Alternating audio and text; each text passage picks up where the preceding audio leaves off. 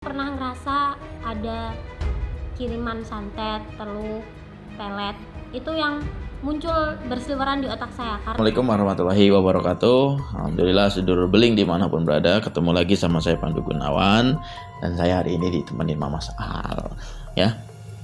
Di video kali ini saya akan membahas salah satu klien yang pasien saya yang alhamdulillah yang awalnya itu katanya itu terkena santet, terkena pelet lah, sampai 4 tahun, sampai ada benjolan di sini.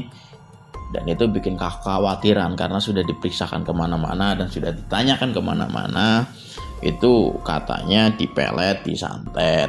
Nah, cuman beberapa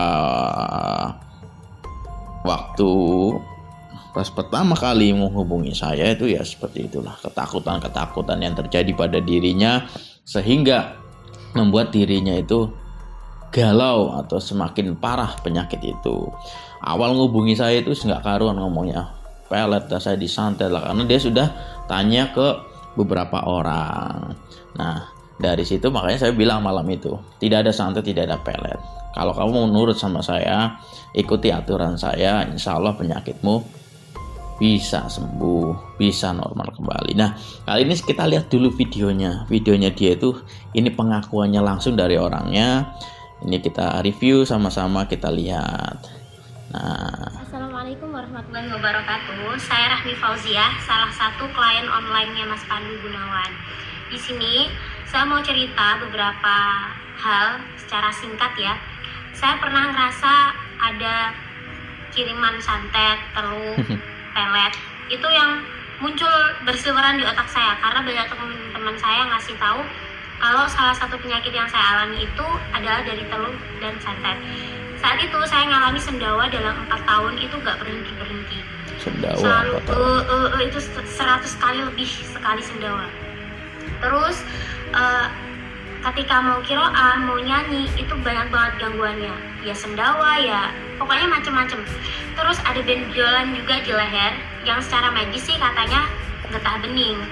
Cuman saya udah minum obat medis tuh banyak banget dan belum ada perubahan.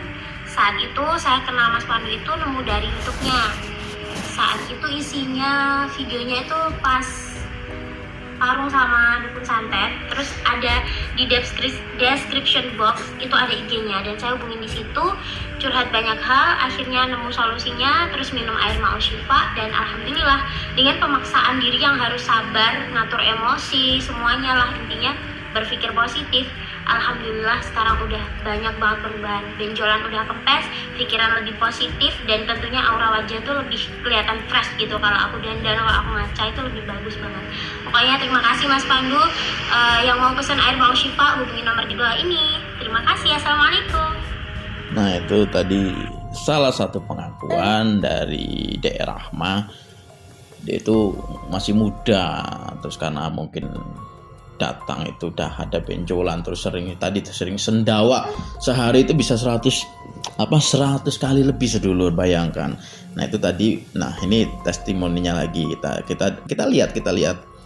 Nah, Oh iya nih, ketinggalan satu lagi tuh, mau kasih tahu bahwa sekarang tuh kalau mau ngefalset pas nyanyi tuh lebih enak, lebih enteng. Karena nggak tahu kenapa, karena mungkin efek sendawa yang terus-terusan, jadi mau ngefalset pas nyanyi tuh susah. Dan sekarang tuh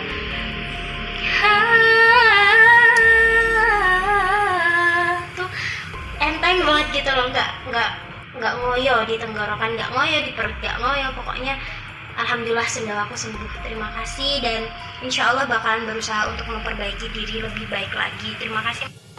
nah itu tadi ya, ini udah real dan memang pengakuan dari sedulur yang sudah sembuh. Penyakit ini udah 4 tahun dia merasakannya, sendawa mengganggu banget, sehingga dengan dia punya hobi atau pekerjaan sebagai penyanyi, sering kiroah juga terganggu karena suaranya itu jadi pendek gitu loh. Dan yang awalnya ngubungi saya, dia tuh sampai berpikir bahwa ini jangan-jangan jailan dari temennya karena ada persaingan. Nah, ini satu hal ya sedulur, ini buat siapa saja yang sedang terapi, yang sedang berobat, jangan pernah berpikir negatif kepada diri kita, kepada orang lain. Itu yang paling penting. Karena apa, di saat kita berpikir negatif kepada diri kita nih, apalagi kita lagi sakit, udah ke medis nggak sembuh, dan kita akhirnya berpikir ya enggak, jangan-jangan. Dari jangan-jangan itulah yang membuat menjadi kenyataan. Jangan-jangan saya kena santet, jangan-jangan saya ini dan itu. Nah, itu baru dari diri kita, belum ke orang lain. Jadi kita selalu berpikir, jangan-jangan nih orang lain nih yang jahilin saya, jangan-jangan rekan kerja saya. Nah, itu pun bisa memperlambat atau membuat parah ya, semakin parah penyakit kita. Karena penyakit pada dasarnya itu berawal dari pikiran kita masuk ke hati. Nah, hatinya ini penyakit hati ini lebih penyakit hati juga bahaya juga ini. Nah, makanya kadang-kadang awal orang sakit itu masih larinya ke lambung dulu. Nah, dari lambung itulah banyak penyakit-penyakitnya. Nah, ini alhamdulillah ini baru beberapa yang sudah bikin testimoni ke saya, yang sudah merasakan kesembuhan, bukan hanya 1, 2, saya udah puluhan bahkan ratusan, karena memang luar biasa. Dan memang ya saya bilang, saya menawarkan sebuah kesembuhan, kita ikhtiar bareng. Tadi Dek Rahma bilang kuncinya sabar dan dipaksakan. Kenapa sabar? Karena konsumsi air ini pertama itu nggak ada yang instan, tapi insya Allah di saat jenengan yakin, ikhlas dan sabar, kesembuhan bisa didapat. Karena kita harus punya keyakinan bahwa tidak ada penyakit yang tidak bisa disembuhkan kecuali kematian. Itu yang menjadi catatan sedulur-sedulur, dan memang harus diyakini. Sabar. Kenapa harus sabar? Karena kita harus mengkonsumsi air ini, dan rasanya itu nggak karuan nih buat orang-orang yang penyakitan. Rasanya itu nggak karuan, ada asinnya, ada sepetnya, ada amisnya, pokoknya macam-macam rasa gitu loh.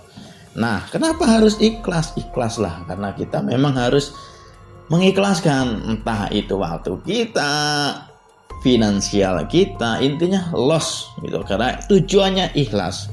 Insya Allah bisa dirasakan 3-7 hari. Nah, makanya ada orang, kenapa kok airnya nggak digratiskan saja, katanya niat menolong. Sedulur, ini perlu diluruskan bahwa proses pembuatan air itu butuh dana, butuh modal. Saya bukan orang kaya gitu loh, saya juga berusaha ingin memberikan yang terbaik, bukan hanya sekedar menipu gitu loh. Karena alhamdulillah sudah banyak yang sembuh. Yang penting jenengan ingin berobat, satu hal, datang ke saya, ubah mindset jenengan, ubah hati jenengan, ubah perilaku jenengan. Karena insya Allah dengan kita berpikir positif, hati kita positif, tingkah laku kita positif, kesembuhan itu akan kita dapat. Seperti itu. Ada banyak penyakit-penyakit yang sudah dibantu, udah tertolong. Ada yang wasir, udah puluhan tahun, ada yang migrain. Dan itu memang nanti di saat jenengan terapi, entah itu secara lewat air atau nanti di terapi langsung, terus misalnya ada gangguan non medis, nanti terdetek semua. Karena bagi saya pengobatan itu harus seimbang antara medis dan non medis. Medisnya itu apa? Ya gitu, dengan kita minum air Moshifa. Non medisnya itu apa? Ya kita harus berdoa nih kepada Gusti Allah, semoga kita diberikan kesembuhan, dijauhkan dari gangguan sihir, santet, dan segala macam hal-hal yang negatif yang tidak baik. Intinya buat sedulur yang sedang terapi air kesembuhan, yang sedang berobat ke saya, mari kita yakini, mari kita yakin, seyakin-yakinnya bahwa Gusti Allah akan memberikan kesembuhan kepada kita semua. Saya Pandu Gunawan. Wassalamualaikum warahmatullahi wabarakatuh.